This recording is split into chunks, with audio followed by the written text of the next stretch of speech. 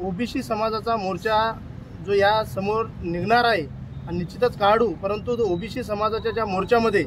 फक्त एक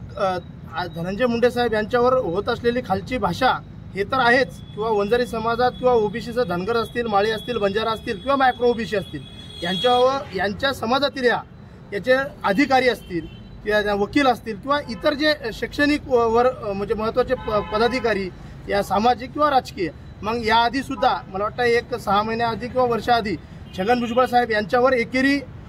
उल्लेख करून त्यांच्या वयाचं सुद्धा भान न ठेवता वयावर टीका टिप्पणी झाली। त्यानंतर गोपीचंद पडळकर साहेब असतील, त्यानंतर आपले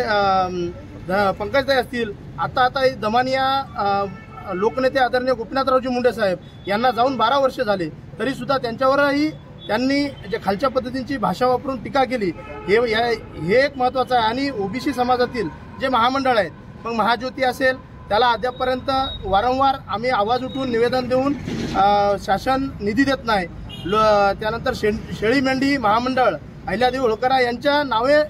महामंडळ स्थापित करून त्यांनाही धनगर समाजावर अन्याय होत आहे। त्यानंतर वसंतरावजी नाईक साहेब जे महाराष्ट्राचे 11 वर्ष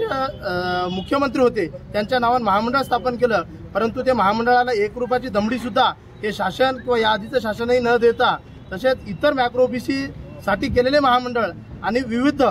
जे आरक्षित मध्ये योजना असतील, शिष्यवृत्ती असेल ओबीसी समाजातील, या विद्यार्थ्यावर अन्याय होतोय। कुठलीही शिष्यवृत्ती दिल्या जात नाही, कुठल्याही महामंडळाला निधी दिला जात नाही। म्हणजे या माध्यमातून जे ओबीसीची आर्थिकदृष्ट्या आणि जे शिक्षणासाठी पात्र असलेले विद्यार्थी यांच्यावर होणारा अन्याय हे सुद्धा मुद्दे या मोर्चामध्ये ताकदीने आम्ही उठवू। आणि एवढं सांगतो की अधिकारी असतील किंवा राजकीय नेते असतील, मग भुजबळ साहेब असतील, पंकजताई असतील, धनंजय मुंडे साहेब असतील, पडळकर साहेब असतील, हाके साहेब असतील किंवा ओबीसीतले बंजारा समाजातील नेते असतील,